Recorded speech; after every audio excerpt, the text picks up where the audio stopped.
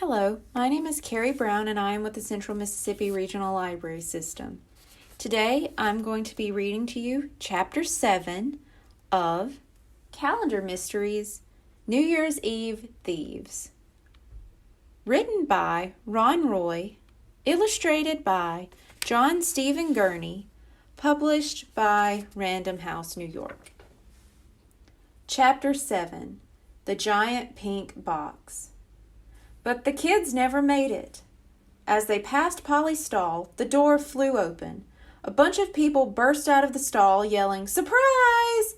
Pal was suddenly there, running in circles and barking like mad. Dink, Josh, and Ruth Rose began throwing streamers and confetti all over Lucy. "Happy birthday, Lucy!" everyone yelled. "Happy birthday! Happy New Year!" Bradley's mouth fell open. Brian's mouth fell open. Nate's mouth fell open. Lucy began to cry. Everyone gathered around Lucy, giving her birthday hugs.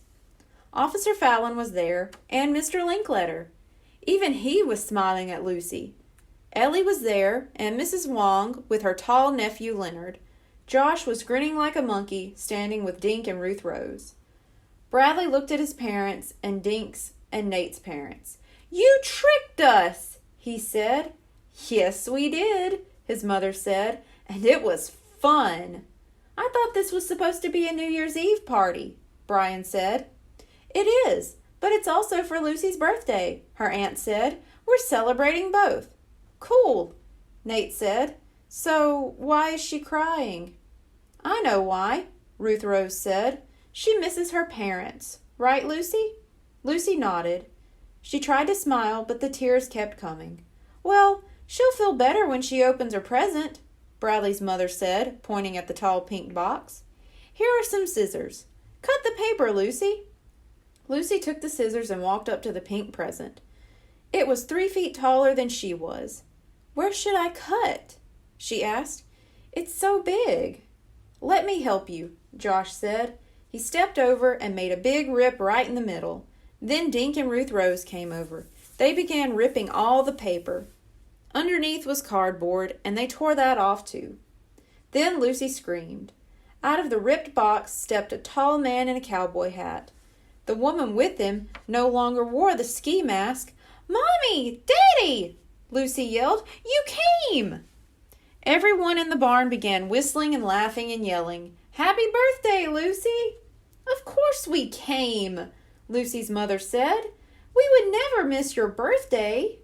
Lucy's father scooped Lucy up and gave her a big hug. "I guess I can stop limping now," he said. "Well, I'll be a kangaroo's cousin," Nate said. "It was them all the time." "We had fun leading you kids all over town," Lucy's mother said. "And everybody knew?" Bradley asked. "We certainly knew," Mr. Linkletter said. "But we love keeping secrets in Greenlawn." "The only ones who were clueless were you four," Josh said. "Dink and Ruth Rose and I knew all week." "We got to go to the airport yesterday to pick up your parents," Ruth Rose told Lucy. But, so there was never a burglar at all?" Nate said. He looked at Mrs. Wong. "No one stole your laptop?" "Oh, someone took it all right," Mrs. Wong said. "My big sweet nephew took my laptop to be cleaned as my Christmas present. But he never told me." Leonard blushed. "Yeah, it was supposed to be a surprise for Aunt Mary," he said. "So everyone was looking for a burglar who didn't exist?" Officer Fallon said. "But why were you guys peeking in places and taking pictures?" Nate asked Lucy's parents. "We're going to make a scrapbook for Lucy," her mother said. "So we took pictures and made notes about Greenlawn." "We decided to have some fun with you," Lucy's dad said, giving Lucy a squeeze. "So we acted like mysterious strangers doing weird things. But we didn't know you'd mistake us for burglars." "Daddy stuck on the ponytail and made up the limp so you wouldn't recognize him," Lucy's mother said. "Yeah, but he changed legs," Brian said. Lucy's father laughed. "You noticed that?" he asked. "But what about when you changed your disguises?" Bradley asked. You dressed as old people with white hair, and we followed you to the hotel. We saw you go up in an elevator." Lucy's father and mother looked confused. "What old people?" Mr. Linkletter made a small cough. "I told you that was Mr. and Mrs. Grant's," he said. "They would be amused to know that you suspected them of being New Year's Eve thieves." "So, who's hungry?" Bradley's dad asked. There was a huge cake inside with Lucy's name on it. Everyone cheered. They all trooped out of the barn toward the house. Bradley, Brian, Nate, and Lucy walked together at the back of the group.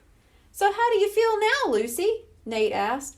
"Awesome," Lucy said. "I never in a million years thought my parents were hiding in that box."